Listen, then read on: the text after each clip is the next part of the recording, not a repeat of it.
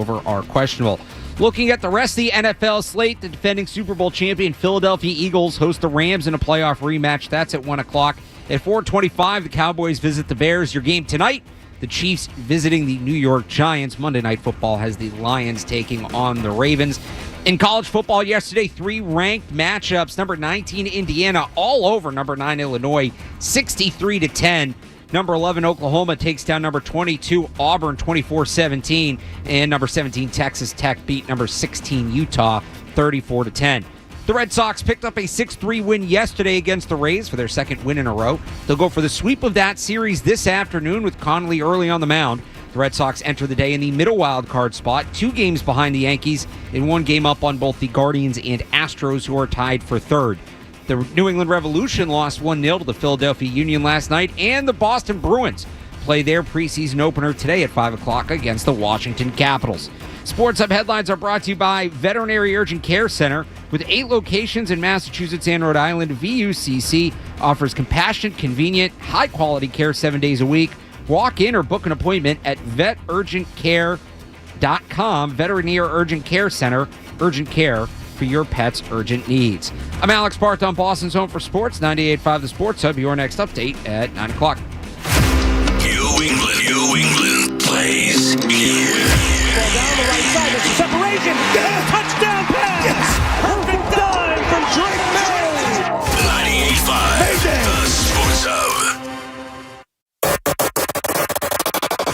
This is Sunday Kickoff with Alex Barth and Cerrone Battle. The show that's all Patriots, all football, all year long. The clutch wins, the tough losses, and the game-changing plays. This is the show that has it all covered. Sunday Kickoff, brought to you in part by Surfside Iced Tea and Vodka. Now, here are Alex Barth and Cerrone Battle. Good morning. Welcome in to Sports Hub Sunday Kickoff. Alex Barth, Cerrone Battle with you for the next 2 hours here on 98.5. Week 3 preview, Patriots, Steelers, the whole NFL slate, and more. Morning, Cerrone. How we doing? Good morning, man. How you doing, man? I'm doing pretty good. I'm feeling good. I'm feeling confident about this game and pretty excited to see how things unfold this afternoon. You are confident about this game. Interesting. I'm not saying I'm not confident. I think this is a real. This is like a real matchup. This is a real. We get to break down and go back and forth. I think these two teams, in some ways, kind of mirror each other. Yep. I think their strengths, not all of them, but a number of their strengths are relatively similar, at least through the first 2 weeks, what the strengths have been, what the weaknesses have been through the first 2 weeks. I think there's some similarities. The quarterback situation is not the same. I think it might be more similar than people think. I know there's been some talk about that this week. So this feels, and this is, a real game, and I want to start here. The Patriots are 1-1. Mike Vrabel's trying to establish this culture. Maybe this is the biggest difference. You have one team that's beginning an era and starting an era, new head coach, young quarterback that's been bad the last couple of years trying to take off. And then you have a team on the other side, veteran coach. Is he maybe more towards the end? Older quarterback. That's obviously not a long-term play. Trying to get the last bit out of this thing that they can. They're both 1-1, and they kind of meet here. Who are the stakes higher for in this game? The Pittsburgh Steelers or the New England Patriots? Man, I think it's the Steelers. I think all Patriots fans, everybody, you looked at the schedule when the season started and you circled your wins and losses, and people, I know a lot looked at the Steelers and said, man, they're a team trying to win a Super Bowl. They're not trying to be relevant. They're trying to win a Super Bowl. They added Metcalf. They added Rodgers. They got a veteran, probably Hall of Fame head coach. They added all these Watt on the other side. Excuse me, not JJ. They got all these features, all these names, and we kind of circled it as, man, that might be a loss for the Patriots. And then the schedule gets a little easier after that. But the Steelers, they had real expectations. They had high expectations to be a Super Bowl contender and be not dominant in the AFC, but be competitive. And I think you looked at them week 1 against the Jets and said, oh, that's week 1. That's things that happened during week 1. The Jets put up 30 points on them, whatever it was. They won that game. And then, okay, but let's move on to week 2. And then it happens again in week 2. And then things don't look as smooth. And I think the pressure is on them from their fans, from everybody around the league. if they lose this game, they're going to be the talking point, I think, of the major networks all week. Aaron Rodgers and Tomlin, they're going to have all the pressure and everything on them if they lose this game. If the Patriots lose, outside of getting blown out, I think people expect, well, this was going to be a tough one. We knew this would be tough coming in, whatever. But I think the Steelers, they lose this game, there's going to be real pressure on them and questioning them with the decision with Aaron Rodgers and all that stuff is going to come into play if they lose this game. So I think there's more on the line for the Steelers as an organization than it is for the Patriots. I think a Steelers loss or a Patriots win, however you want to look at it, on both sides is the more will be the more talked about result, would be the more impactful result. Everything you just mentioned with the Steelers. Meanwhile, the Patriots, they have not won back-to-back games since November 2022. They have not been over 500, excluding starting 1-0 last year, since December of 2022 when they were 7-6 after they beat the Arizona Cardinals on Monday Night Football. So this is a real chance for the Patriots to signal, I think, things are different. Things have changed. I think that's what this game represents. And it was talked about this week. Jim Murray, I heard, brought it up on Friday. The Steelers kind of project as wild card team right now. They're probably not winning that division, not with the Ravens in there. The Bengals, Joe Burrow getting hurt maybe takes one contender out, but the Steelers are probably going to be a wild card team. The Patriots, with the Bills at the top of the division, look like they're going to be a wild card team if they get in. This could be a game we go back to in December. It's true. If the Patriots put some wins together and say, hey, they have that head-to-head or they lost the head-to-head, and this could be an important game. So I do think that, again, this is one that the last couple years, when it felt like, and how much momentum was there really? They won 4 games each of the last 2 seasons, but even when there was a little momentum, it didn't stick. It didn't last, and we'd maybe get a little ahead of ourselves and get brought right back down to earth, at least looking at the team on the outside. And this is the kind of game that team would lose. So you want to see it be different under Mike Vrabel. This is maybe that opportunity. How significant is it to you? Like the back-to-back win thing. I thought Vrabel had a great answer about it this week. He basically said, look, there's a lot of stats around here I don't know and I don't care about. We're just trying to win as many games as we can. But externally as a fan, how important is it to you, the back-to-back wins thing? I think it's huge. I look at it as, for the team, I think confidence-wise, I think there'll be a buy-in and belief in the locker room that we can do this. We're a good team. You want to string together consecutive weeks of just players feeling good about themselves.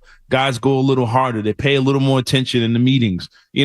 I think winning these games shows the players that they flip their roster completely over, shows all these new guys that things are different. We're here to compete. We can compete against good teams or teams that, that we're trying to reach that level. And I think having multiple weeks of success, I think, is huge for this team. I think they felt they're riding high after just one win last week. So if you could put together a few and then you look ahead at the schedule and say, hey, man, we got a good chance here to make some real noise. I think that's huge for the locker room. And I think it's huge for not just the players, coaching staff, Kraft, everybody. I think it's a huge momentum builder for the entire organization and fan base. I think the stadium, you string together 2-3 wins in a row. I think the stadium would be even louder because fans would be excited. And I think that'll play into them, just being more of a competitive team if you can find a way to put more wins together and don't have that down week just hit you right in the middle of, you trying to be successful. So I think having multiple weeks of success is really huge for this franchise, considering the situation they're in now. And the other thing about this is, can Drake May string together back-to-back impressive games? I think that's, you want to see that too. We've talked about this a lot going back to the summer, that with Drake May, he didn't need to be perfect immediately. But you want to see the progress build as the season goes on, and that's consistency. He just went from throwing the most passes he's ever thrown in a game to only throwing 23. He looked a lot better, but you want to just see him continue to contribute at a consistent level. Last week, it felt like he carried them to the win. You're going to need a carrying performance again from him. It can't just be him, and you hope it's not just him. But you might need a carrying performance from him again against a team that you match up with relatively evenly. Yeah, and it's not just a solid performance for 60 minutes. You might need him to have that drive late in games, something that came up a lot last year. There was a Titans game because he makes the play to send it in overtime. If the Titans game, he lost it in overtime by them in throwing the interception. Rams game came down to the end. Colts game came down to the end. And he didn't really have that moment where he can, steal a victory away when game is tight. So I think if you find yourself in a situation fourth quarter today and it's on Drake May's shoulders, I think what he does in that drive would be more important than what he does over the whole game. So you're right. He doesn't have to have a dominant game week after week. He just has to make the play when the play is needed to find a way to get victories. And that's what we're used to seeing over the last 20 plus years with the former quarterback that was here, but just make the play when it matters. And I think that's the one thing we haven't seen from May over his first, not even full season's worth of playing football. No, I think that's the biggest thing you want to see carry over with him you want to see carry over with the team from last week, is that kind of performance from Drake May, a clean game, not putting the ball in harm's way, creating with both his arm and his legs. That kind of thing is just him looking like the guy you drafted, not him looking, in the second half of that Raiders game where he looked uncomfortable. And look, if we can play this game, 3 of the 4 halves Drake May has played this year have been really good. Yep. I'm comfortable saying that. Like, I thought the first half of the Raiders game was overlooked. I am not saying that's necessarily wrong because of what happened in the second half of that game, and I think that was ultimately the bigger story that weekend. But he's completely like 70% of his passes, 150 yards. That's had touchdown. It's a good, solid half of football. I'll take that every time. In the rain, that's right. Last week, 230 passing yards, it's not a ton. The numbers aren't monstrous, but you go look at the film. It was a good half of football, played clean mechanically, got the ball where it needed to be, didn't put the ball in harm's way. I'm sorry, if J.J. McCarthy can win NFC Player of the Week off one quarter and get celebrated for that, I feel like I can say Drake May has played 3 good halves of football. And you just want to see that carry over and the consistency continue to come, because that's the biggest thing. The other thing, sorry, go ahead. No, I'll say real quick, just the last week you said 238 yards, whatever it was. The only reason it wasn't higher, the Dolphins had the ball for most of the second and third quarter, and he really wasn't on the field. Well, because they essentially skipped a possession with the kick return touchdown. That's right. And I think he would have easily hit 300 yards if he had more opportunities, more cracks at it. It wasn't, his numbers weren't down because they stopped him. His numbers were down simply because they didn't have the ball. Right. It's a good point. The other thing I want to see carry over from last week, the run-pass balance and the way they ran the football and being multiple in their runs and balancing gap and zone, balancing running the left side and the right side. Hopefully another good game from Ramondre Stevenson. We'll see what we see from Travion Henderson, how much he plays after a rough game last week, especially in pass protection. But I think that overall balance, it was a good number. They kept the Dolphins off balance at times with how multiple they were and how diverse their offense was, building off of different looks, getting the outside zone going, then hitting the bootleg and the play action off of that, where Drake May looked really comfortable. I want to see more of that balance again this week too. Yeah, and I think it'll be there. I think they're going to have the opportunities. Like last week, I think they're going to have more cracks at it. I think they can figure out a way to get the ball away from Rodgers in that offense. Not so much as turnovers, but I think they can get off the field. But I think they're going to have more chances at it to run the football. I think the opportunities will be there for them to be balanced and to be, unpredictable. And I know Henderson, you said, struggled in the pass protection, but I think his explosiveness is too. I don't think you can bury him and hide him because he's too important. But I want to see you're not going to get that much out of the running game every week, but I would love to see the balance of him and Stevenson and the balance of run pass with this team going forward, not just this week. I want to see that for the rest of the season because I think it can be an explosive, component to their offense. But I hope it does carry over that way. The performances as well from last week when they was down in Miami. So there are some things. Certainly, we started off the segment. Cerrone said he feels good about the game. I'm intrigued by this one. I think I felt better last week, even coming off the loss. I felt better. Now, the Dolphins are bad, so maybe that's just why. The Dolphins are clearly bad. I felt better last week than this week. There are some things, though, to get optimistic about. There was a little bit, though, a little bit of a hit to that yesterday. We'll get to that. Plus, your calls, you want to talk about the game. 617-779-0985. It's Alex Barth and Cerrone Battle off and running on Sports Hub Sunday Kickoff. Sports Hub.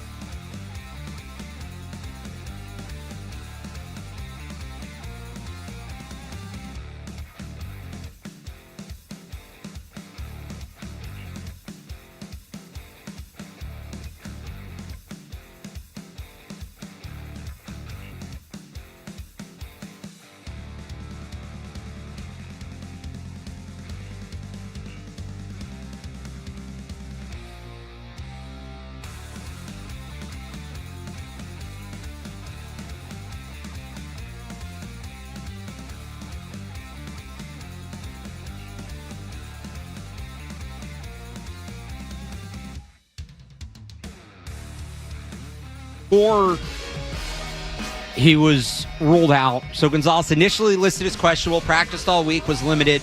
Listed as questionable on the Friday injury report, ruled out yesterday as he continues to work his way back from that hamstring injury. This will be his third missed game of the season. Cerrone, any worries long-term, big picture about Christian Gonzalez?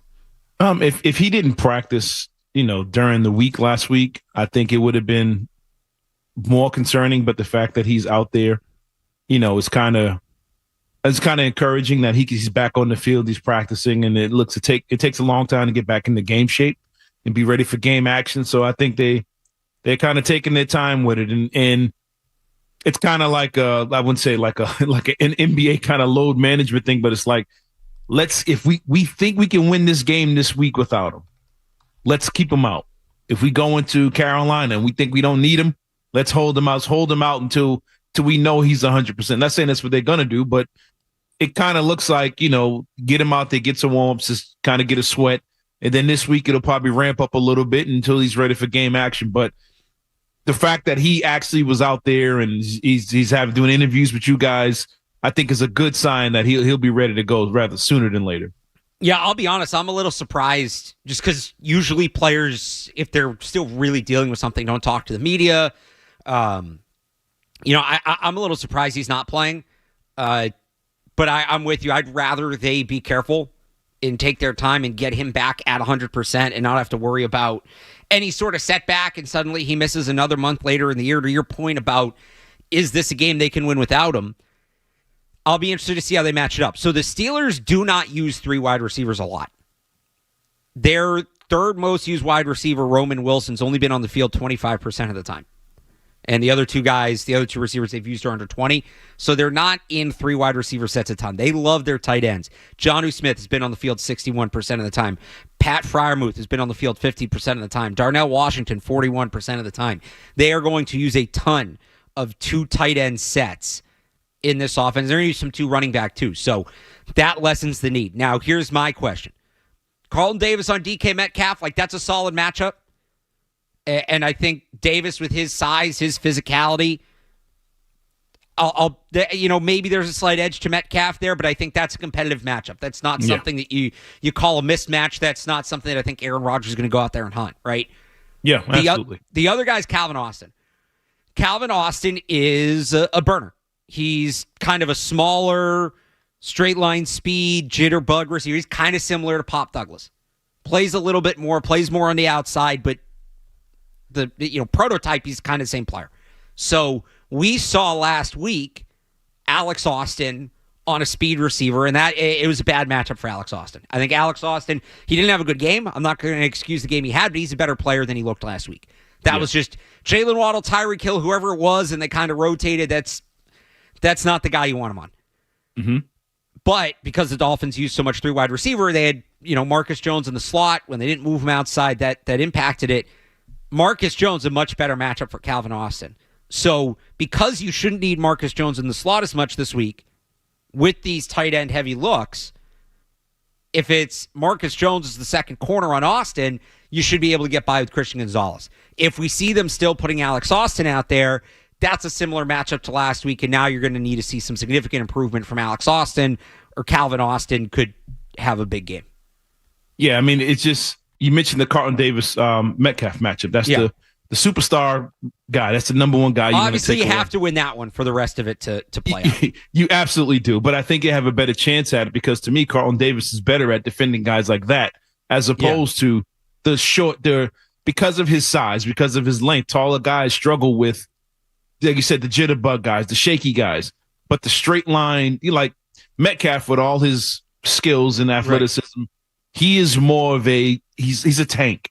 He's not going to be shifty. He's not going to beat you with the smoothest feet, but he's going to physically outmuscle you. He's going to use his height and his arm length and all those things, almost like Megatron a little bit, but he's not that good. But I think those are the guys Carlton Davis can play with. I think he struggles with the shaky guys, and I think that's a better matchup for them. If you take him away, now you can change your coverage a little bit toward the other guys and kind of deal with that. But my concern with this team, coverage-wise, I think is the middle of the field is the linebackers with Jonnu Smith. And I think if I'm not mistaken, I think he's targeted the tight ends the most of anybody of all the players on this team over the last 2 weeks, something crazy like that. And can Spillane and some of these other guys, can they handle the tight ends? Can they stop the run? Can they put it like this? I think the linebackers are key to how they defend today. I think they have to be able to stop the run and keep this team in jail when it comes to running the football. They haven't been able to do it the first few weeks. But also, can they cover the tight ends? And when Rodgers is playing those mind games with them, can they handle it and be confident in what they've been coached and taught all week and what they've been seeing on film with the Steelers team and not get beat by these tight ends where I think the Steelers could actually burn this team. But I'm not worried about the guys on the outside. I'm worried about the guys in the middle of this field when it comes to this Patriots defense. And Spillane hasn't been the best when it comes to pass coverage, but I think he can be better when it comes to trying to deal with tight ends and stuff like that, as opposed to spread offenses when he's got a Eric Waddle running in front of his face or something like that. You know, I think it'd be a better opportunity. Excuse me, not Eric Waddle. Sorry. A better opportunity defending Jonnu Smith and guys like that. I think he's more built for that as opposed to what they've been dealing with the last few weeks. Yeah, no, the middle of the field is going to be important. People have asked, so I've gotten the same two questions this week that I think people sometimes mean as the same question, and it's not. What is wrong with the Patriots in their secondary, and what's wrong with the Patriots in coverage? And there are two different answers. What's wrong with the Patriots in the secondary? We just talked about that. They had bad matchups last week. It's a slower group when you don't have Christian Gonzalez in the picture. Like, getting Gonzalez back is going to fix a lot of that when they do.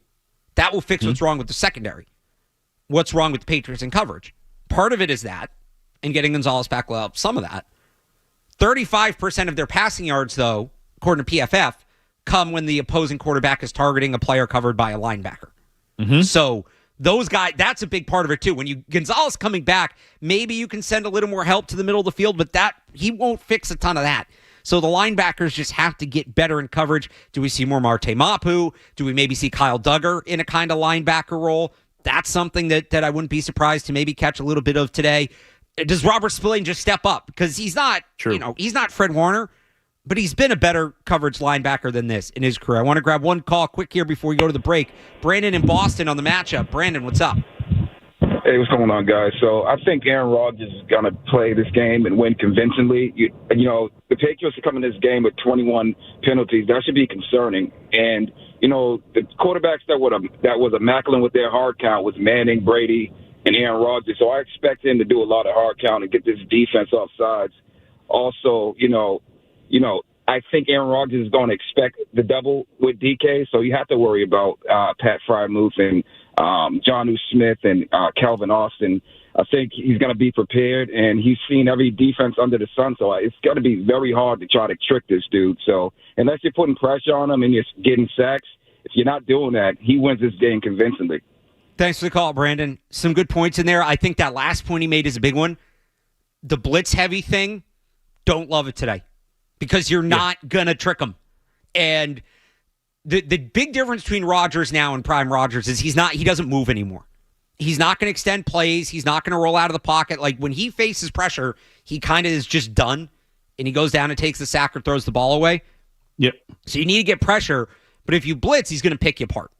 He's just going to throw and replace the blitzers, and that's what he's going to do all day. He'll have no problem doing that.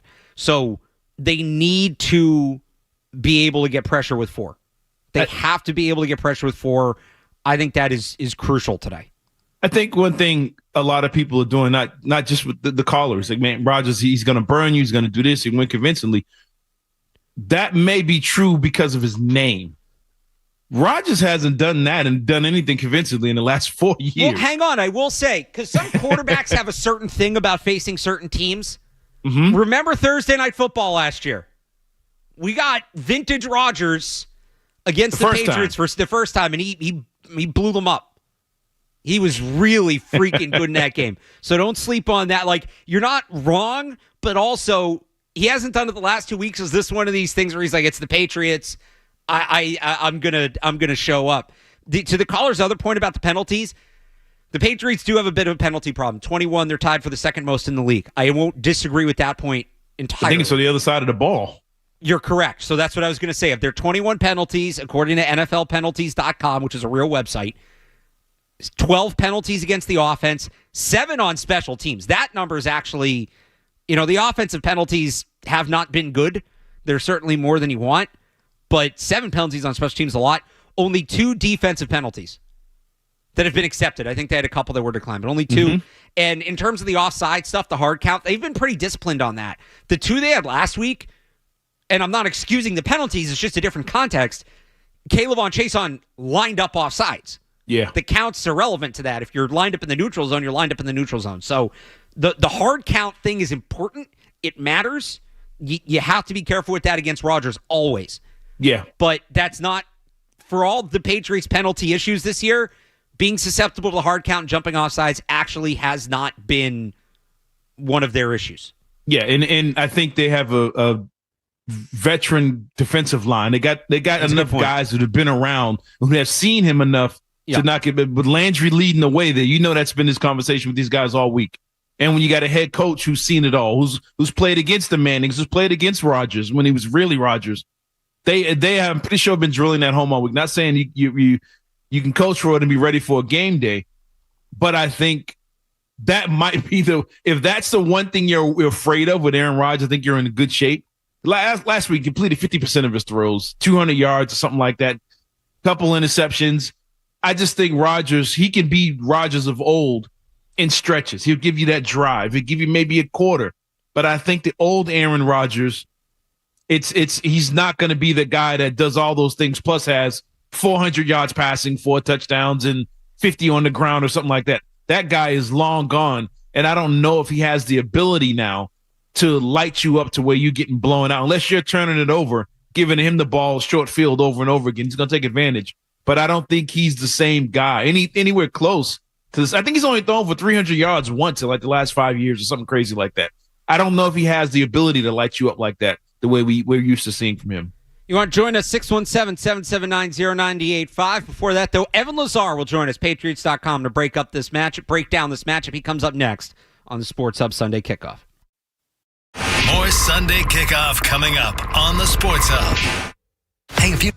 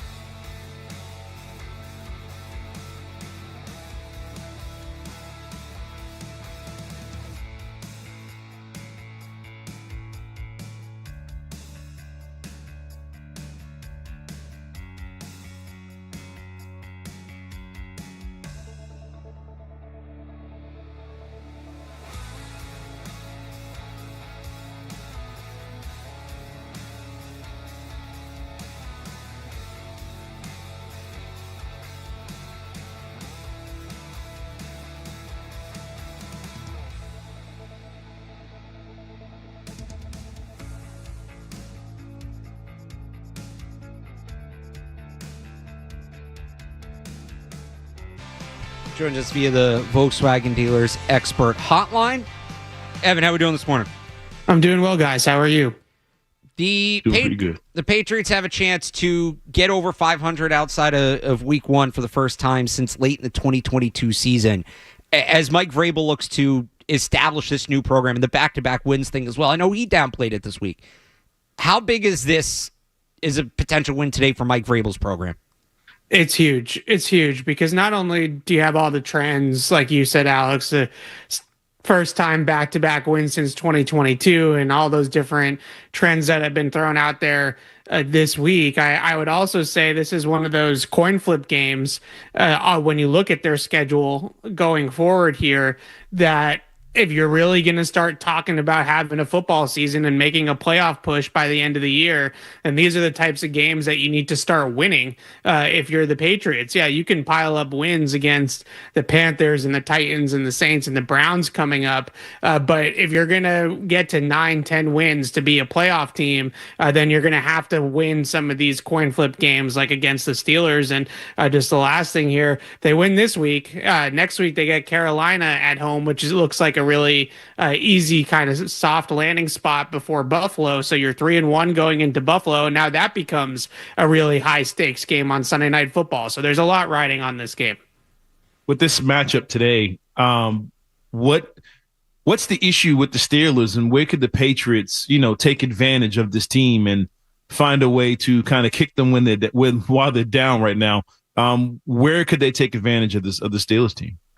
Well, just starting with the Steelers defense, they've given up more explosive plays than any defense in the NFL through 2 weeks. They're giving up an explosive pass play on 24% of their coverage snaps so far through 2 games. That is an extremely high number. It's obviously a small sample size, and I'm sure that will come down over the course of the season. But they play a lot of single high safety coverage. They play a lot of man-to-man coverage. And right now they're getting burned on big plays down the field. The Jets and the Seahawks use the same exact play 2 weeks in a row to beat them for 20-plus yard touchdowns in consecutive weeks. So they're having trouble on the back end. T.J. Watt, I don't think, has been as impactful as what we've seen him in recent years. Now, I wouldn't take him lightly, but that's somebody that they need to play better and need to be more impactful in the pass rush especially. And then, of course, on the offense, you have Aaron Rodgers, who, based off of my film study, I just don't think he seems too interested in holding the football and taking hits in the pocket. So his average depth of target is down near the bottom of the league. He is not attempting a lot of deep throws, and I think he's trying to get the ball out as quickly as you possibly can. So the book on him right now is play man-to-man coverage, be tight on the back end, make him hold the ball, and let that pass rush get after him. Evan, Patriots fans for years saw Tom Brady carve up the Steelers defense, and Pittsburgh wouldn't necessarily making adjustments coming here. But talking to you this week, I guess the Steelers defense operating a little differently now than it has in the past.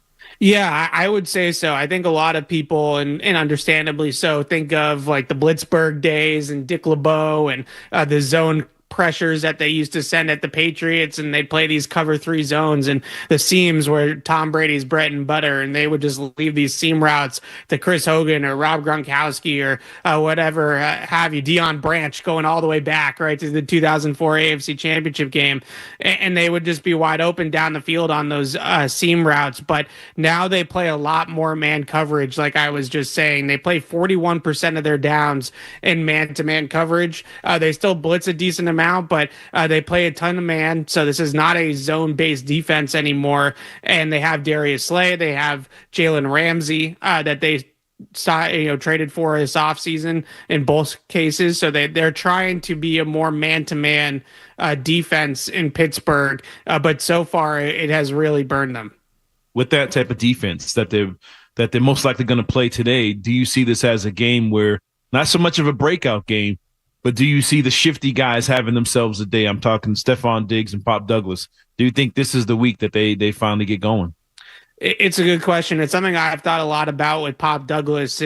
We know that he is a very good man coverage beating receiver. He's tough to cover in a phone booth, as Drake May likes to say. But when you face as much zone as the Patriots have over the first couple weeks of the season, they've been seeing 83% of the time they've been seeing zone coverage when Drake May drops back and passes. So Pop, 5'8" slot receiver against zone coverage, probably not the best combination there. But if they see more man-to-man today from Pittsburgh, which I expect them to do, I would see a lot more Pop Douglas in this game, and maybe even some Kyle Williams in this game to get his speed and his route running ability out on the field against man-to-man and let them run those crossers and deep posts and things like that have given Pittsburgh some problems. Again, we're talking to Evan Lazar from Patriots.com. Defensively, how do you see the Patriots matching this one up? And specifically, how do you see them handling Calvin Austin? Obviously, Miami's a lot of speed receivers and kind of got them last week. This week, it's mainly Austin who fits that bill for Pittsburgh. Right. It's actually interesting because it's a pretty different world that they're going to be living in today compared to last week. Last week, you have Tyreek Hill, you have Devon Achane, you have Jalen Waddle, and then this week you have these big physical playmakers, DK Metcalf, Pat Freiermuth, and Jonnu Smith, Jalen Warren, and then there's Austin. He's kind of the one guy that fits that speed, shiftiness mold that they played against last week. This week, it's a lot more physical guys and guys that want to outmuscle you. So it'd be interesting to see how that changes in terms of like the tackling numbers and things like that. I know that's been a big talking point this week is the Patriots struggling to tackle in Miami. Well, not to make excuses for them, but tackling Tyreek Hill, Jalen Waddle, and Devon Achane is a tough task, right? Like that's a difficult thing to do. This week, I think it's going to be a more bruising team that they're going up against. So it'll be interesting to see. With Austin specifically, I do like Marcus Jones matching up on him. I think that that's the type of matchup that they have Marcus Jones for, what he has done well against in the past throughout his career. And then you have Carlton Davis to cover DK Metcalf. So I kind of like how they match up against their receivers. It's going to be the tight ends and the backs that I am interested to see how the Patriots handle those guys. Freiermuth can play. Jonnu can play.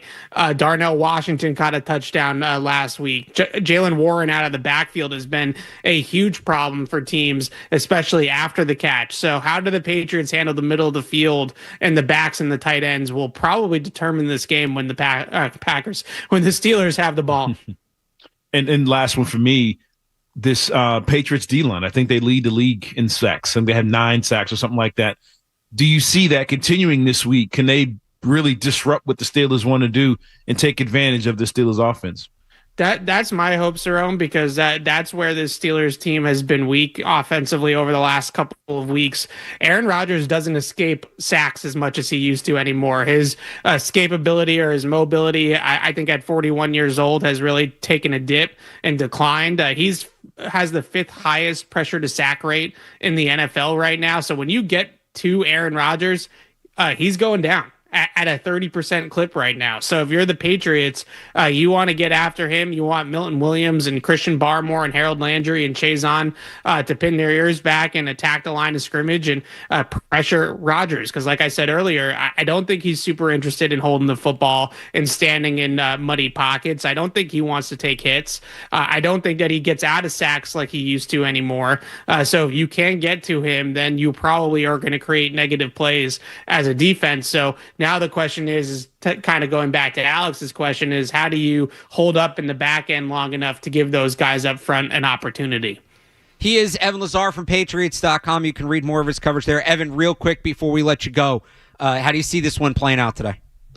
I do like the Patriots today. I just feel like there's a lot of trends in terms of the man coverage stuff that I was just breaking down and the pressure on Rodgers that does favor them in this game. I don't think it's going to be easy. I'll say 27-24 Patriots, maybe a late field goal. Borregales gets some much needed confidence with a game winner. All right, there you go. Evan Lazar, Patriots.com. Evan, thanks for joining us this morning. Anytime, guys, anytime. All right, before we get back to the game, I do want to get to yesterday. Hall of Fame inductions, Julian Edelman, Bill Parcells. We'll talk about that, plus your calls, 617-779-0985. It's Sports Hub Sunday Kickoff. Stay tuned for more Sunday Kickoff on the Sports Hub. Considering testosterone replacement therapy?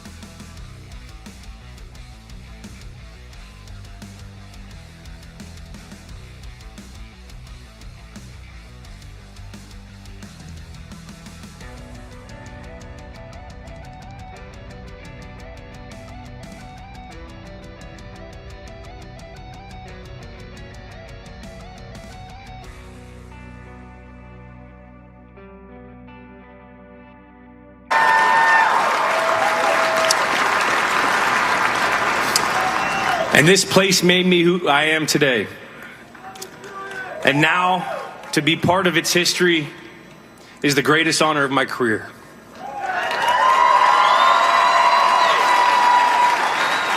So thank you to the Kraft family. Thank you to my coaches. Thank you to my teammates. Thank you to everyone behind the scenes. Thank you to my friends and family. And thank you, Patriots Nation.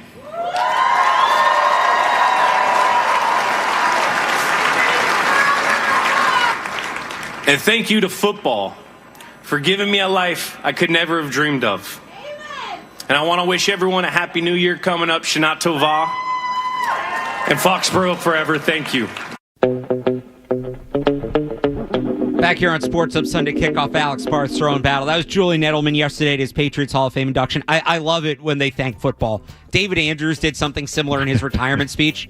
That just hits me right where it feels. No, and look, I'm not saying like don't thank the Patriots and this and that, all that.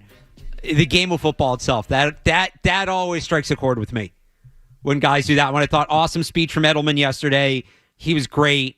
The Parcells part was fascinating as somebody who has heard more stories about that era than actually remembers it.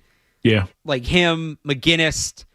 Who else was up there with them? It was Ted Johnson. Ted Johnson. Thank you. Yes. That part was really interesting to me. I thought it was another good induction. We haven't done it in 2 years because last year was Brady's, and that was obviously a little different. We'll start with Edelman real quick. Obviously, deserving first ballot, staple of the franchise. I do think, and he talked about it yesterday, and this isn't to knock some of the other guys, but you look at who's going to get in the coming years: Rob Gronkowski, Adam Vinatieri. It meant a little more that he spent his entire career here. That was a common theme yesterday, and I think that just added a little bit to it, which was pretty cool. That was kind of, I didn't necessarily expect that to be as played up as much as it was, but it was, and I'm glad that it was. Yeah, it's one of those things you don't really think about it until you sit and think, like, wait a minute, yeah, he did play here his entire career, which is something you don't see in sports anymore. Right. These guys being just career, lifers with the franchise. And I think that played a huge role of him, his success here, his popularity here. And it's like you don't think of him anything else. Like it's almost like he still plays for the team. It's a weird thing, right. But huge fan of his. I loved his path, how he went from being the quarterback at Kent State to working his way. He had to do it the hard way to become who he was.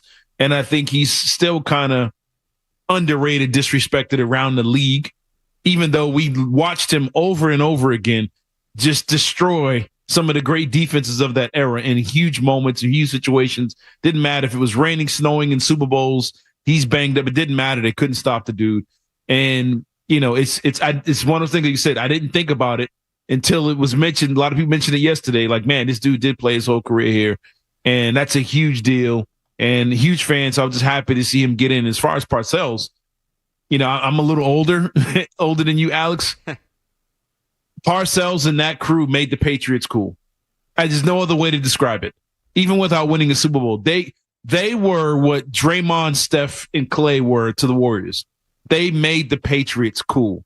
They made everybody buy the apparel. They made everybody use them in video games. They just made them. They took the Patriots to a level that no one would have ever thought from where they were just a few years before those players showed up to when you had Bledsoe and Curtis Martin and all those guys. They made them one of the hotter teams in the league just on coolness alone. And I saw them when they were bad. I saw them when he took over, and it was night and day. So you have to give them so much credit for literally changing the culture of the New England Patriots. And that was a big deal for me when I was a young fan. And I understand that was huge for everybody. And people still call for the old uniforms and all that stuff. They would just they changed the culture of the New England Patriots. And I think they all need to be recognized for that. Yeah, I thought it was interesting for him to say, looking around, I wish I'd done things differently. Mm-hmm. That was because obviously he didn't leave here on the best of terms. But for him and Robert Kraft to kind of have a couple moments up there felt notable. So we'll see who should be next, Cerrone. Who's the next one in? Man, since he's not. We talked about being a career player here. He's not a career player. But I think you got to put Wes Welker up there, man. Next? Wes Welker. Well, not over Gronk and so that's Vinatieri. What I'm saying. Like, who? I think Gronk and Vinatieri are the next two. After them, I have to put Wes Welker. Third all-time receiving yards for this team, and he did so in like 40 less games than everybody else. If you go back and look at Wes's, he had a 6-year stretch where the dude was averaging like 1,300 yards a season. Like, that's 100 catches was nothing. I mean, Pro Bowl after Pro Bowl after Pro. I mean, he was just statistically dominant. He didn't win the Super Bowl. Yeah. But statistically, he was dominant. And when you go back and look at some of the best slot receivers to play the game, you got to put his name up there. But I think he was, if he would have won a Super Bowl, he might be in there already. But I think statistically, I don't know how you can leave Wes Welker out of the Patriots Hall of Fame. Let's grab a quick call on Patriots Steelers before we go to the headlines and go around the league. Randy in Providence. Randy, how's it going? Good morning, guys. How you guys doing? Hey. I think Steelers today, a couple quick keys. Like, we got to win with the 4 up front. I think it turns into a game like we saw in Vegas, where Gino kind of just picked us apart over the blitz. I think that they have a little bit of an older team. Hayward's only playing 70% of the snaps. J.J. Watt's only playing 70% of the snaps. They don't have a lot behind them. So I think that we've got to run left. There's a big difference between what teams are getting when they're running left away from Watt versus when they're running towards them. And I think offensively, I think that this is a team that if you hit them in the mouth early, they fall apart quick. I think last week we saw the mistake with Caleb Johnson, and it just felt like a different team after that.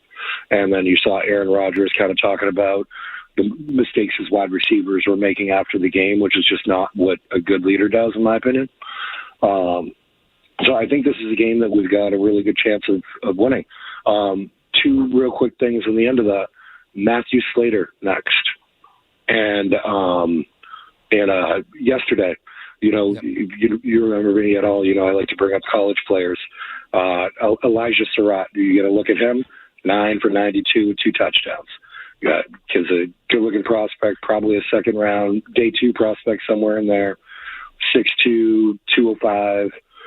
He could be a good look for our team next year. Looking forward to hearing what you have to say about it. Thanks for the call, Randy. A lot there. We'll get into some of the Patriots-Steelers matchup. He mentioned the left-right splits. I actually want to get into that later in the show. So we'll talk about that. The discipline thing is big. You can't, just like last week, if you make less mistakes, you're going to have a good chance to win. Elijah Surratt, I thought he had a good game. I say they have a chance to be 2-1. We'll do more of the in-depth draft stuff when that comes up. on Matthew Slater should be first ballot. It's a 4-year waiting period, so he still, I think there's 2 years before he's eligible next. So that gives you Gronk, Vinatieri, and then you can go to Slater. I think that those might be the next 3. So. But there is a 4-year, and I believe it's 4 years from NFL retirement. So Gronk, obviously, it's been 4 years since he played for the Patriots. But I think because of his time in Tampa, there's technically a bigger gap in there. But Vinatieri should get in first because they've used this as a springboard to get guys into the Pro Football Hall of Fame. It's insane Vinatieri needs any help and didn't get in last time. But apparently he does. So I think they should focus on that. All right, we're behind, so we're going to hit the headlines. We'll come back, go around the league. 90 seconds, no commercials. Alex Barth and Cerrone Battle on the Sports Hub Sunday Kickoff. From the Tell Your Time Studios, WBC FM and HD1. It's not just the games. It's Toucher and Hardy, Zolak and Bertrand, Felger and Maz, Joe Murray. For Boston sports fans, it's 98.5, the Sports Hub. Paisley Media Group Station. Sports Hub headlines. Presented by Celsius Energy Drinks. The Patriots are back at home today looking for their first back-to-back wins in 2 years. They'll host the Pittsburgh Steelers at Gillette Stadium. Coverage starts at 10 o'clock right here on 98.5 The Sports Hub. Christian Gonzalez out for this game. The team ruled him out yesterday with a hamstring injury. He was initially listed as questionable. Keon White and Jack Westover still questionable. Looking around the rest of the NFL slate in the 1 o'clock window, a playoff rematch in the NFC with the defending Super Bowl champion Eagles hosting the Rams. At 4:25, the Cowboys visit the Bears. Your matchup tonight as the Kansas City Chiefs visiting the New York Giants. In college football yesterday, some ranked matchups. Number 19, Indiana, all over number 9, Illinois, 63-10. Number 11, Oklahoma beat number 22, Auburn, 24-17. And number 17, Texas Tech beat number 16, Utah, 34-10. The Red Sox picked up a 6-3 win yesterday against the Rays for their second in a row. They go for the sweep tonight with Conley early on the mound. The Sox enter the day in the middle wild card spot, 2 games behind the Yankees and 1 game up on the Guardians and Astros, who are both tied for third.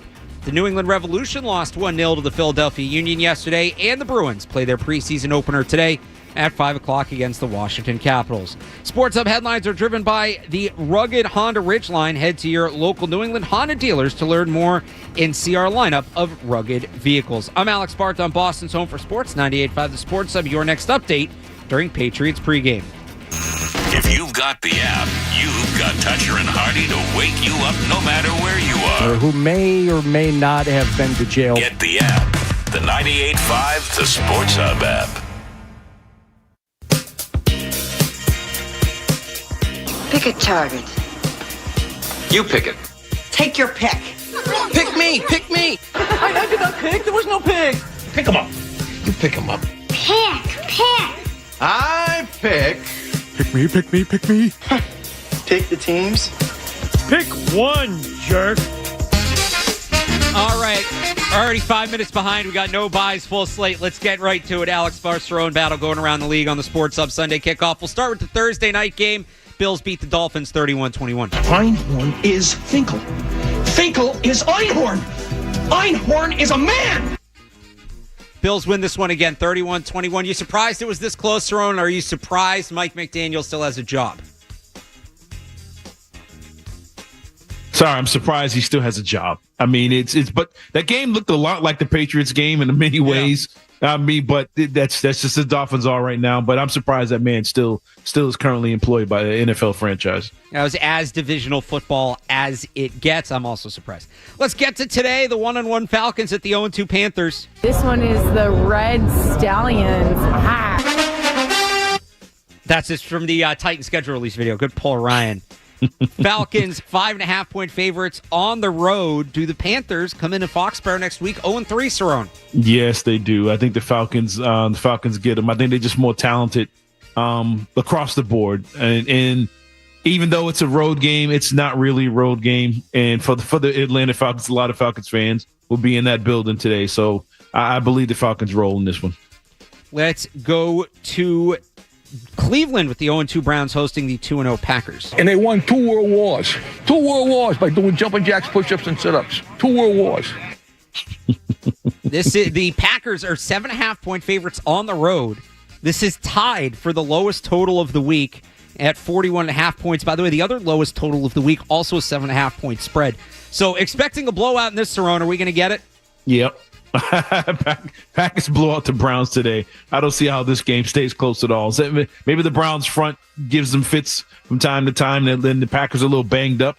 But other than that, I think the Packers blow them out. I'm with you on that. Packers win that one big. Let's go to the AFC South where the 0-2 Texans visit the 1-1 Jaguars. Sage Rosenfels tries to become Jim Brown. What a gaffe. The Jaguars 1.5-point favorites at home. I think the Jags win this one at home, but the Texans need it bad. They might have a little fight in them, but this would be a bad start for the Texans if they can't get that win today. You know what? Give me Houston. I just think they need it too much. They're up against the wall. D'Amico Ryans gets his team ready. I think Houston pulls off the upset today. One of the many games featuring backup quarterbacks, the 2-0 Bengals at the 1-1 Vikings. It don't make no sense. It's only my calf. You take anything for the game? Yeah. Viagra. That'll make you cry. We got Jake Browning at Carson Wentz, the Vikings 3.5-point favorites. Give me the Vikings. I think defensively they'll figure out a way to slow the Bengals down. Give me the Vikings in this one in a real tight one. You know what? I'm going to take the Bengals. I like what I've seen from Jake Browning when he's played the last few years. I have no idea what to expect from Carson Wentz. None. Good point. So give me Browning with the weapons that he has. I know there's Jefferson on the other side, but I'll take Cincinnati in this one. Certainly to cover, if not to win. Patriots Steelers 1.5-point spread. We'll get back to that in a minute. Playoff rematch. I believe this is the only game this week, one of 2 games this week, between two 2-0 teams with the Rams visiting the Eagles. That was not Donovan McNabb. That was not Donovan McNabb. Yes, it was. It was like a McDonald's plug. Was that the guy from the Cosby Show? It was not Donovan McNabb, as it turns out. Eagles 3.5-point favorites at home. Give me the home team. Give me the Eagles in this one. I just think they're just too balanced. They're riding high. They're confident. Battle tested with their earlier matchups. Give me the Eagles in this one in a close one. I'll take the Eagles. I'm with you on that. Still not totally sure on where the Rams are at, even though they're 2-0. Yeah. The Bucks at 2-0, hosting the 0-2 Jets. I love my wife's feet. I don't know what it is. Bucks wearing throwbacks. Jets on a backup quarterback. Tampa 6.5-point favorite. Give me the Bucks big. I think they make a statement today. Give me the Bucks. Big. I'm with you. And the throwbacks, big. Another 2-0, 0-2 game. The Colts at the Titans. What was the plan? I don't know. I mean, completely nuts. Yes, the fun fake punt. The Colts 4.5-point favorites on the road. Give me the Colts in this one. But it would not surprise me if this is the Daniel Jones aha game. Like that's the guy we remember from last year. But give me the Colts in this one in a kind of a weird game. The Colts are not this good. I'm with you. It's going to come back to earth eventually, but I don't think today's the day. It's going to happen, but not today. The 1-1 Raiders at the 1-1 Commanders. At the end of the day, I want to be known as Jane Daniels and not the next such and such. The Commanders 3.5-point favorites at home without Jaden Daniels or the next such and such. Give me the Raiders. Give me the Raiders in this one. The Commanders, I haven't seen anything impressive from them at all, and that's what Jaden Daniels out on the field. Give me the Raiders in this game. I'm worried. Geno looked rough last week, and I wonder if Brock Bowers is maybe more banged up than they're letting on. Give me the Raiders to cover. Close game. Give me the Raiders to cover 3.5. Maybe win it. I don't know, but I think this is going to be a closer game than people think. Let's move to the 4 o'clock window where we have the 1-1 Broncos at the 2-0 Chargers. They're going to kick it. They're going to kick it. Kick what? Kicking the field goal. What? Chargers 3.5-point favorites at home. Chargers. Give me the Chargers. Broncos haven't looked too great, even the game they won. They haven't been solid yet. Chargers look like Super Bowl contenders. Give me the Chargers at home. Give me the Chargers. Bo Nix coming back down to earth. The other 7.5-point spread this week is the 1-1 Seahawks hosting the 0-2 Saints. We couldn't do diddly poo offensively. Just like that Browns-Packers game, 7.5-point spread, 41.5-point total, tied for the lowest of the week. Do the Seahawks cover 7.5? I think they win, but I don't know if they cover. I never thought this season the Seahawks would be favored by 7.5 over anybody. But yeah, give me the Seahawks to win this one, but I don't know about them blowing them out though. Saints are bad. I think that number's more about the Saints than the Seahawks. Yeah, they're tanking. Although with the way this quarterback class is looking. What are you tanking for? In college, I don't know. Caleb Downs, I guess. Yeah, it's not a good year to need a quarterback, I'll tell you that. The 4 o'clock window on Fox. I think this is technically the game of the week this week. The Cowboys at the Bears. I can't believe they didn't take a timeout. The Cowboys favorited by 1.5. Bears looking for their first win. Give me the Bears with their first W. Give me the Bears in this one. Cowboys, I think, have been better than expected, but I think they find a way to get the L today. I think the Bears win this game. I think Cowboys have a little bit of juice. I think they know how important it is as a dome team to get the wins up north when they're early in the season when you can get them. Give me the Cowboys in this one. Another 2-0 battle between the Cardinals, the 2-0 Arizona Cardinals, that's right, and the 2-0 San Francisco 49ers. Every single week, I put my freaking heart and soul into this. I don't go out there and laugh. It's not funny. Does Mac Jones go to 2-0? Niners 2.5-point favorites. Yes, he does. I think the Niners, the rest of the roster, is good enough for him to go to 2-0, for them to go to 3-0. Give me the Niners in a close one. I'm with you on that. Give me the Niners. Give me Mac Jones. 2-0 Mac Jones. How about that, huh? Tonight, I don't know why this is a primetime game, but it is. But maybe this ends up being sneaky fun. The 0-2 Chiefs against the 0-2 New York Giants. And to get your fat ass off. Shut up, Sims. Now don't be a damn no-class player. That was Bill Parcells, right? A little Bill Parcells tip of the cap there for the Patriots Hall of Famer. Chiefs 6.5-point favorites going into MetLife. Man, I've been calling for the downfall of the Chiefs since the summer. I'm sticking with it. Give me the Giants at home. I think they put up enough points to put Kansas City in a situation where they're throwing every time, and I think that's a recipe for disaster with this Chiefs team. The Giants' offense has been crazy explosive last week. Give me the Giants like 2017. Wow. This is a get-right game if there ever was one. I think the Chiefs have to win this. I'm picking the Chiefs because if they lose this, where do you go from there? You go to Baltimore and lose again. That's right. I think it might be ugly. I think it might be something where they have to grind it out. It might not look pretty. But I'm taking the Chiefs to win. You know what? Maybe the Giants do cover, but I think the Chiefs win this one. And tomorrow night, the 1-1 Lions and the 1-1 Ravens. We'll play anywhere. We'll play on grass. We'll play on turf. We'll go to landfill. Believe it is turf in Baltimore, right? Because Ray Lewis used to have to bring out the block of grass to do his dance. Highest total of the week, 52.5 points in Baltimore tomorrow night. Ravens 4.5-point favorites. Give me the Ravens in a great game. I think this would be fun to watch. But give me the Ravens. I think they're just a better overall team than Detroit right now. I'm looking forward to that one. Give me the Ravens as well. I think after that opener, they have something to prove, and they are set on proving it. So there's your slate. Week 3, no buys. I think buys don't start to week 5 this year. Is that right? I'm here for it.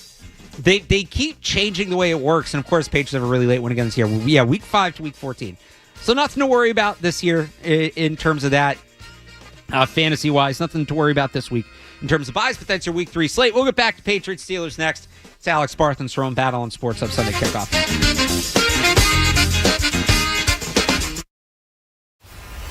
More Sunday Kickoff is on the way on the Sports Hub.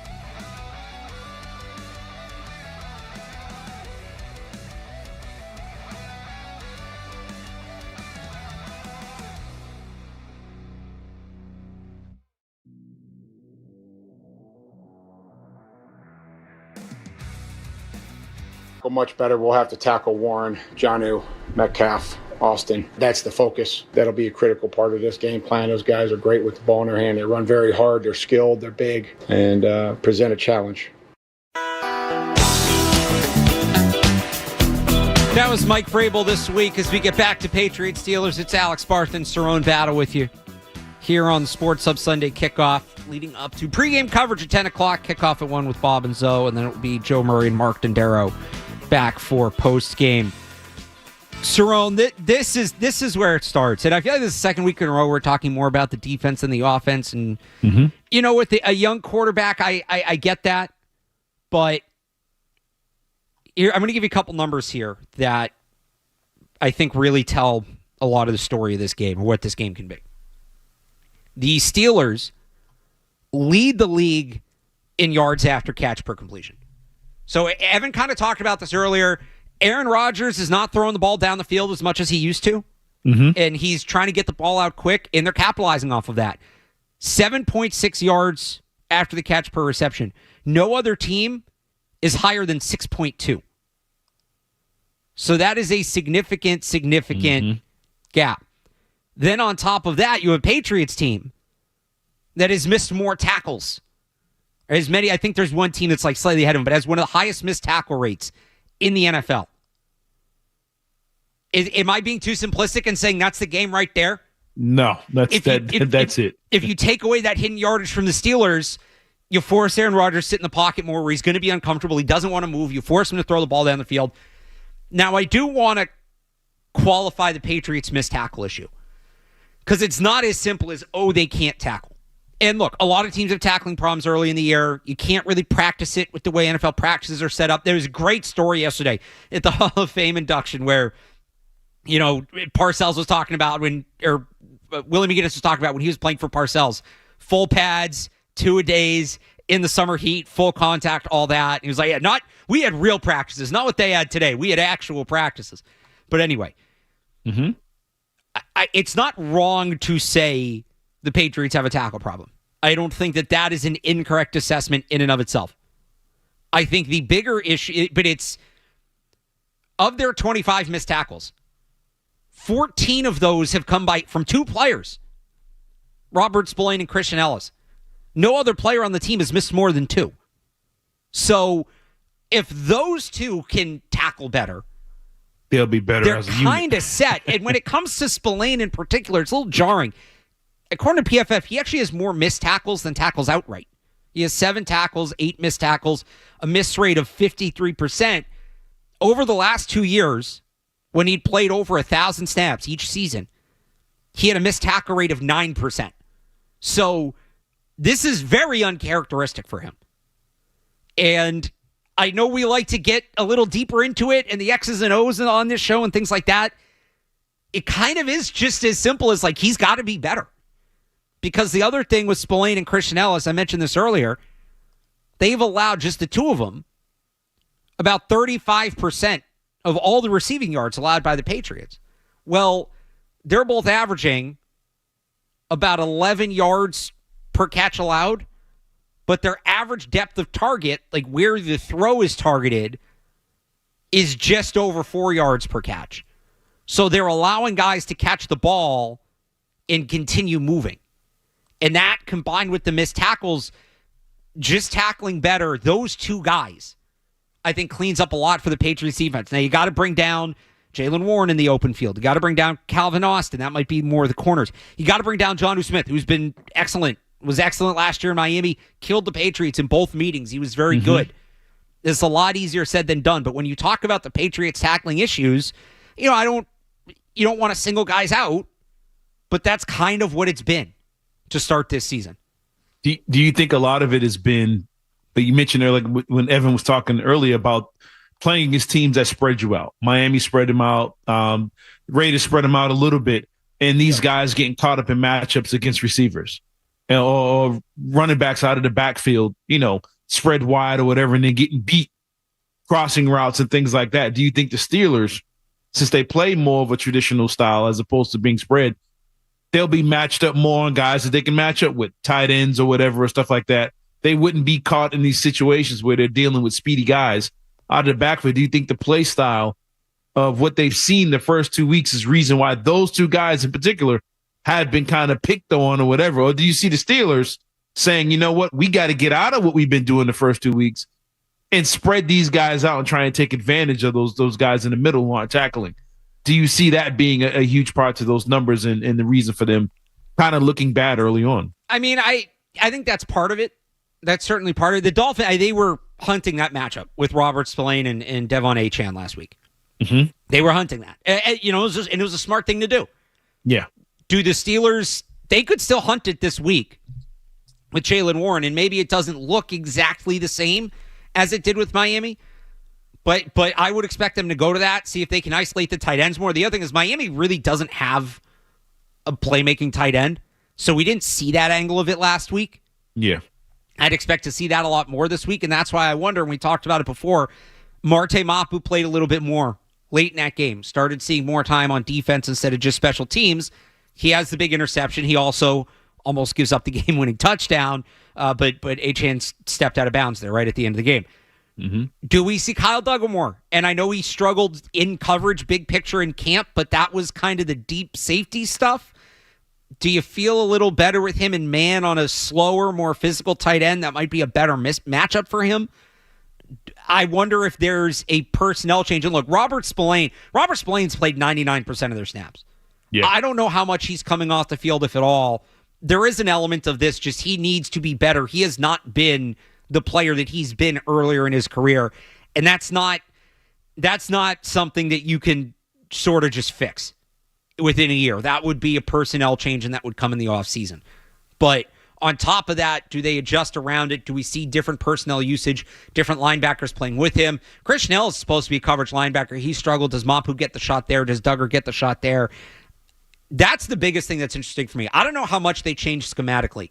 When Christian Gonzalez comes back, you might have an opportunity to do that because now, all right, you have Gonzalez on one side, Carlton Davis on the other. You might not need the help over the top for Marcus Jones or for Alex Austin, and now you can put more help in the middle of the field and aid those linebackers. But is it a personnel change at linebacker that they do to try to spark something? I think you're going to see more Duggar. And the reason why, especially when dealing with, the tight ends, the reason why I think, like last week, Aaron Rodgers, for example, he completed 54% of his throws. Yep. It wasn't that he was just being bad. Whenever he saw guys were covered or defender was within a step of that guy, he just throws it out of bounds. He just throws it away. He's not interested in creating plays at this point in his career. He just wants to be a distributor. And I think if you put somebody like Duggar, he's quicker than Spillane, he's more shifty, of course, body type, all those things.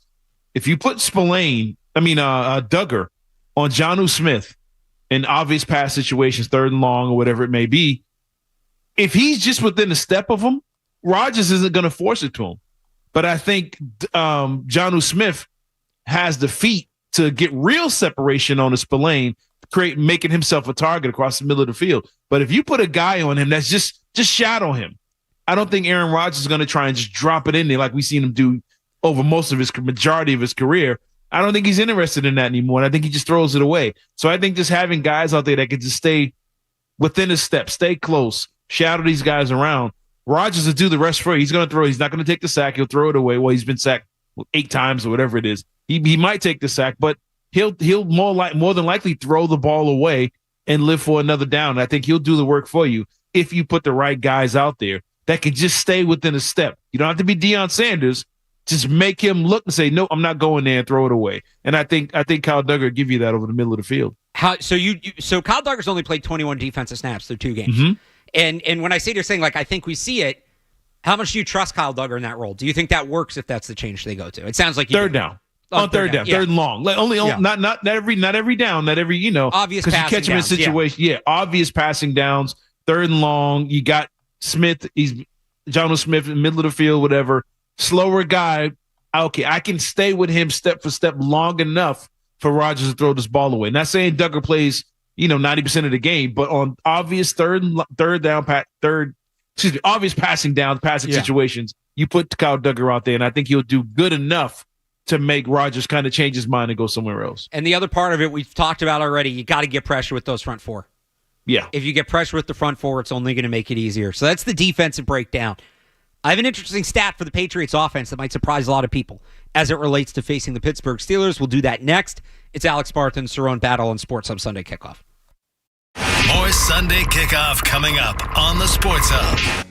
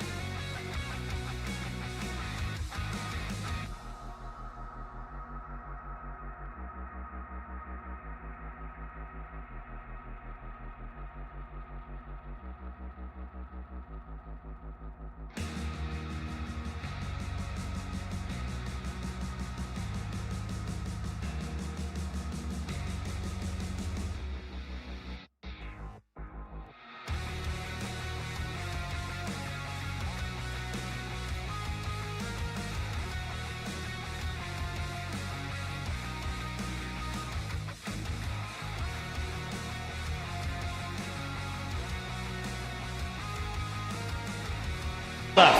Douglas in the slot. Stevenson to the right of May.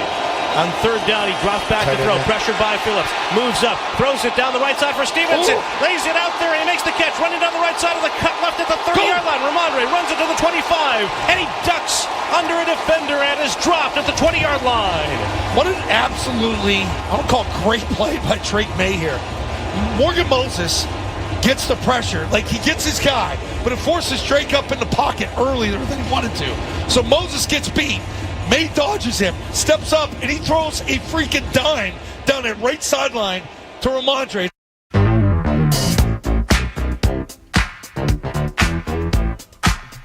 Alex Barth, Cerrone Battle, back on Sports Hub Sunday Kickoff. Last chance if you want to join us, 617-779-0985. Do we get the bounce back from Drake May? Not the bounce back, the continued success from Drake May. See, remember what I said last week? We need to stop talking about him bouncing back and him just going. That's what he did last week. So does he do that again this week? The other big thing for me with the Patriots, and this applies to the pass game and the run game. So there's been a lot of talk about the Patriots defense and missing tackles, and everybody charts missing tackles a little differently depending on where you look.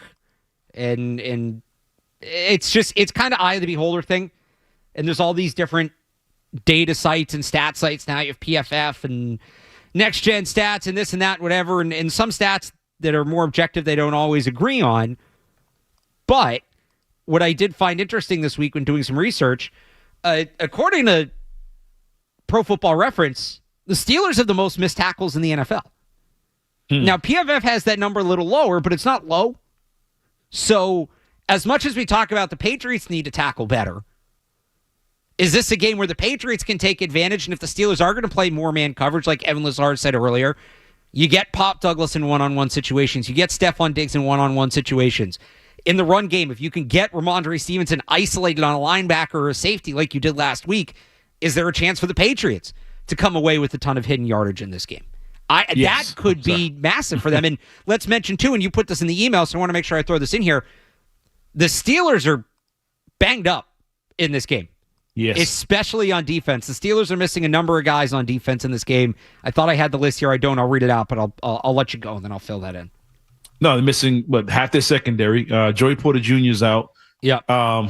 It's crazy saying that after watching this Pops. It's uncomfortable, trust me. But, so they're down Joey Porter Jr. and Deshaun Elliott, who's their starting safety. Alex Highsmith, who's their starting edge opposite TJ Watt, is out. He was ruled out earlier this week, so we've known that. Yeah. And then Patrick Queen is banged up. He's going to play, but he's banged up. Derek Harmon, their first-round pick, is questionable. He hasn't played yet this year. He missed the first 2 games. So missing multiple guys on defense and a few other guys who come into this banged up. Yeah, I mean, it's just and they played this. Well, they've been playing so far, like Evan mentioned, a ton of man defense. So if you got backups out there playing man, you're one missed tackle away from a 7-yard slant going for 27. And I think the Patriots, can take advantage of that. And I feel they're going to feel like they let out of jail after dealing with all the zone coverage they've been dealing with the first few weeks to finally get man. And I expect the shifty guys to have themselves a day. And not only that, Alec, the secondary being banged up, they only have 3 sacks on the season. They're not even getting to the quarterbacks. So Drake May's going to have time, and they're not covering on the back, and they're missing tackles. They're playing man. I think it's a recipe for disaster for the Steelers unless they make some drastic adjustments after what they've done the first 2 weeks. But I think this could be a game where you see some huge big plays from the Patriots offense. Now you can't have the false starts, especially from the veterans. That was the most frustrating thing to me last week with the flags on the offense. It was the veterans, not the young guys. You can't put yourself that far behind the sticks and allow situations to where I keep saying J.J. Watt, the other Watt, to have himself a day and get going. He hasn't really done much this season. You can say they're missing guys on the defensive line. You could take advantage of it. And they're not stopping the run either. I think they've given up, 300 yards rushing or whatever it is over the first couple games of the season, 4 touchdowns. So they're not really stopping the run. They're not stopping the pass. They've given up 30 points a game. And now they're banged up on the road against a team that might have some shifty guys, Stephon Diggs, Pop Douglas, and and a quarterback that if you're playing man and everybody has their back turned and you're not getting pressure on him, Drake May might have the game where he breaks out. He's got 70 yards rushing, not in one play, but I mean throughout the game because you're playing this man. Guys that had their back turned, you're not getting to him, and now he's allowed to get out and do things with his feet. So I just think the Steelers defense, they have to make some crazy adjustments and do some things they're not used to doing, and I don't know how that's going to work well for them, but I think the Patriots offense might find themselves in a situation where they have themselves a day today. You mentioned that pressure number, by the way. Alex Highsmith led the team with 8 pressures, and he's not playing. Nobody else is more than 5. I also forgot, because I was reading off the injury report, they placed defensive tackle Isaiah Loudermilk on IR this week. So yeah, he got hurt in practice, didn't he? Something like that? No, that was their super utility backup like 6 offensive lineman. Yeah, so they lost him too. He tore his ACL in practice. He's out for the season. They got a lot going on. But defensively, I think it's the front that's banged up. And look, TJ Watt's still there, and you can't ignore TJ Watt. But there's going to be opportunities. We had a caller mention earlier. Teams are averaging 6 yards per carry running to the left, like the left side of the offense against the Steelers, 2.5 running to the right where TJ Watt is. And now you have a backup over there on that left side in Nick Herbig, who's not a bad player, but is definitely a step down. So there's going to be opportunities to run the ball. There's going to be opportunities to establish at the line of scrimmage. My question to you, Cerrone, because I kind of had this thought this week. We spent so much at the beginning of the year, and I'm not saying necessarily incorrectly, he's a rookie. How are they going to help Will Campbell? What's the plan going to be to help out Will Campbell? How do you make sure Will Campbell gets off to a hot start? Well, this week you have Will Campbell against the backup and Morgan Moses, who committed 3 penalties last week against an all-pro and a guy that at one point this offseason was the highest-paid pass rusher in the history of the league. Am I nuts to say maybe this is the week you leave Will Campbell and Jared Wilson on that side and you shade help the other way towards Onwenu and Morgan Moses? Or, no, Moses is the veteran. He's got it. You keep helping the rookie. You keep shading to the left side. I think you stay... You leave things as is for now. Yeah. And unless you see Moses out there getting destroyed early on, and you're like, okay, we got to switch this up quickly. But I think you said that running to the left is where the Steelers have been weak. The left of the offense. So this is another one offense, like with Max Crosby. Away from Watt. Yeah, and Watt does not line up off left tackle. He's one of these elite rushers that comes on the strong side, not on the blind side. So it's not Campbell on Watt. I think this is a game where the rookies get off. I think if you run the ball their way, they're looking for this. Okay, you're going to put the first 2 games the guys have had to deal with, and now they got backups at home. I think they're going to be teeing off on the run game and just laying guys out. And like the preseason game against Washington when Will Campbell's throwing the guy 15 yards downfield. I think you're going to have moments like that today from Will Campbell. And I think, all the things I just said about the man defense and all that stuff, the offense being able to move the ball in the air through the air, I think if they stay balanced, I think you can see the left side of this Patriots offensive line really have themselves a day running the football and throwing guys out of the club, like Gronk used to say. But I think the opportunities are going to be there for the 2 rookies to really shine today and protect Drake May, but also, more importantly, running the football. Let's grab a couple game plan-related calls here. Matt and Paxton on Drake May. Matt, good morning. Good morning. Perfect matchup today against a soft and banged-up Steelers defense. Can I just point out, Matt, real quick? Sorry. We're talking about a soft Steelers team. That's kind of nuts, right? That's the first time in my lifetime they've been soft. They have been soft to start the year. Sorry, continue.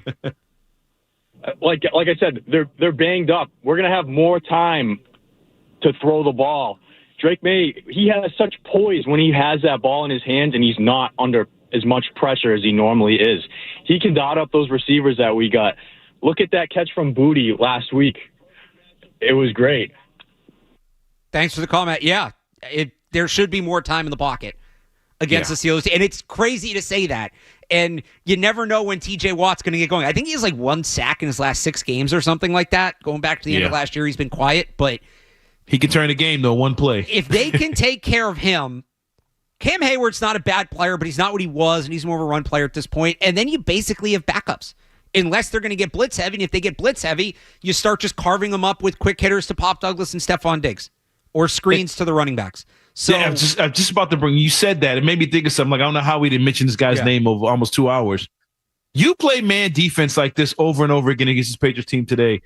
McDaniels, I know, is smart enough to figure things out, to point things out. Yeah. I'm putting TreVeyon Henderson out wide and seeing if they can cover that guy in open space, man for man, and see if TreVeyon Henderson can get going today. You know what? And to your point, specifically, put him out wide. And Exactly. Put him in the slot. spread out and make them put a linebacker out there, make them burn a corner on him or something. I've been waiting for them to do that, and maybe that's something that's going to come as we go.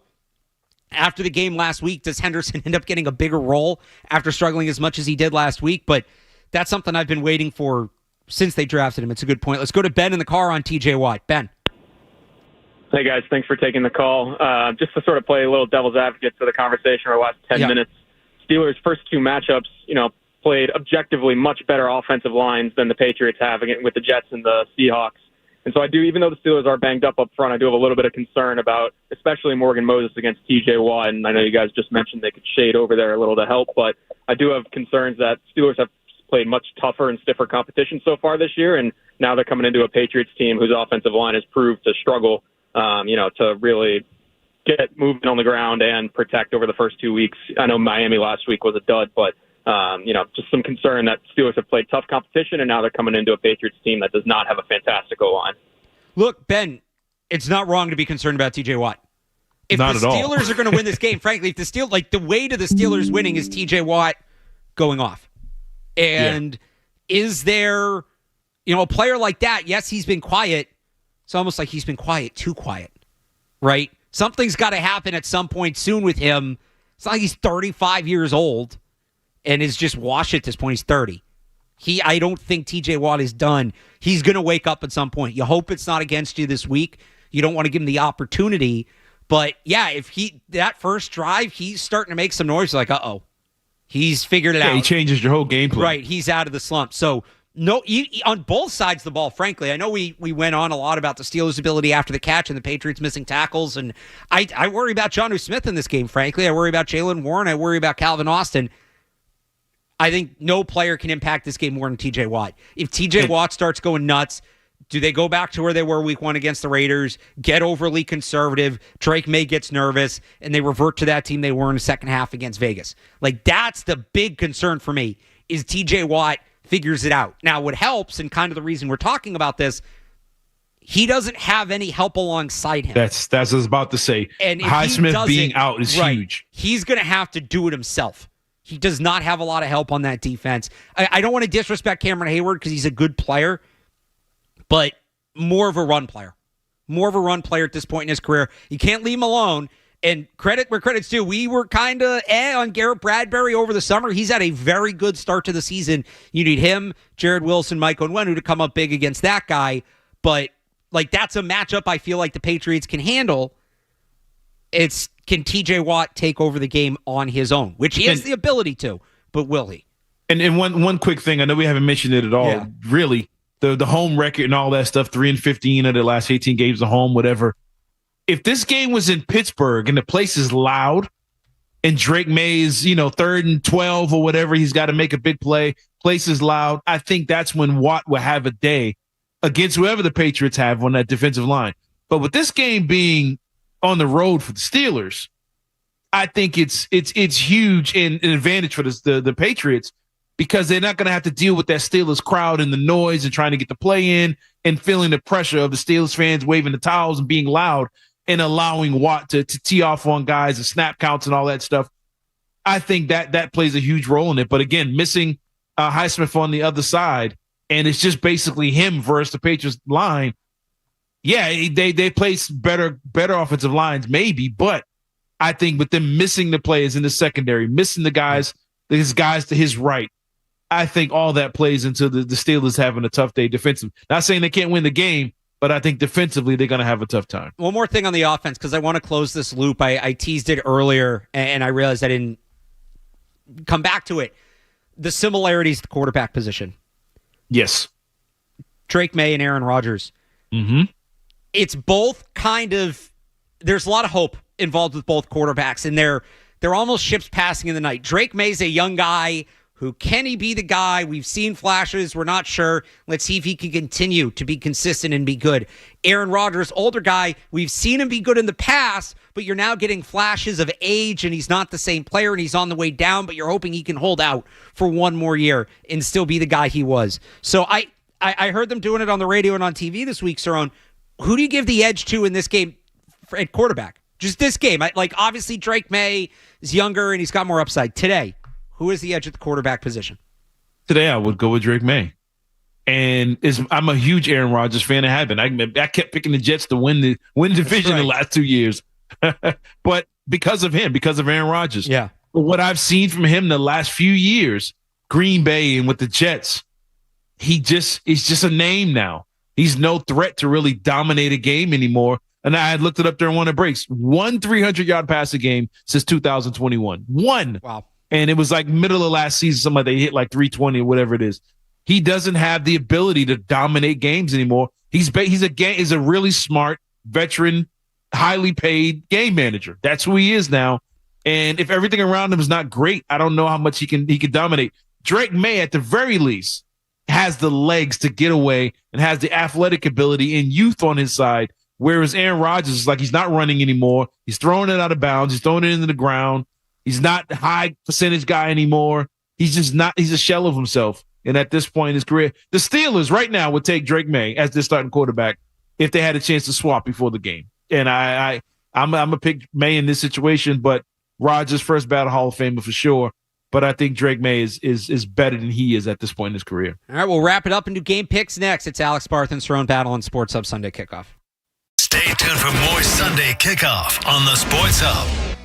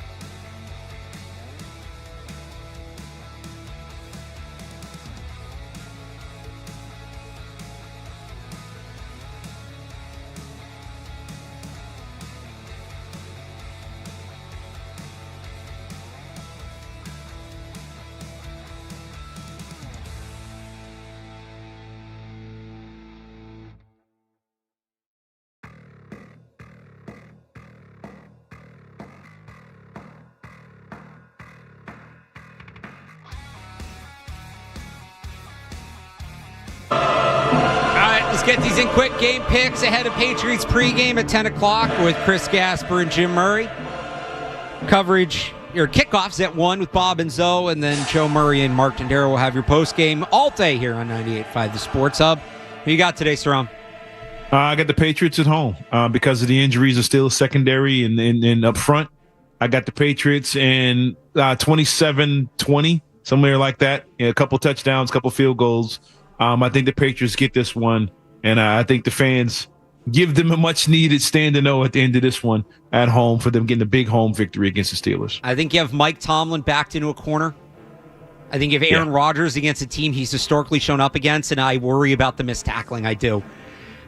I'm going to take the Steelers in this one 28-20. I think it's a close game. I think the Patriots put up a good showing.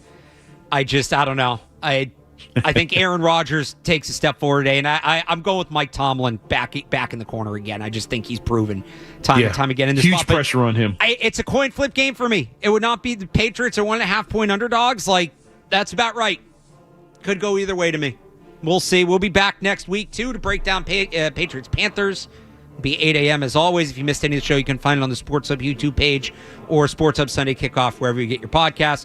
Ryan Garvin, behind the glass. Great job as always. Cerrone, good stuff. Enjoy the game today. My name's Alex Barth. You can find more of my stuff as well. Game day coverage, 985thesportshub.com, and the Patriots Hub podcast tomorrow with one with David Andrews, one with Matt Dolph. I'll talk to everybody then. Until then, enjoy the game. We'll talk to you next week. Bye.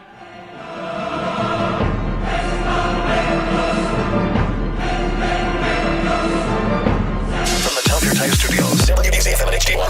It's not just the games. It's Toucher and Hardy, Zolak and Bertrand, Felger and Maz, Joe Murray. For Boston sports fans, it's 98.5, the Sports Hub. Paisley Media Group Station. This is Patriots Preview, driven by the stylish Honda Accord. Contact your local New England Honda dealers to learn more or shop online at newengland.hondadealers.com. The snap to May. Back 2 steps. Looks to the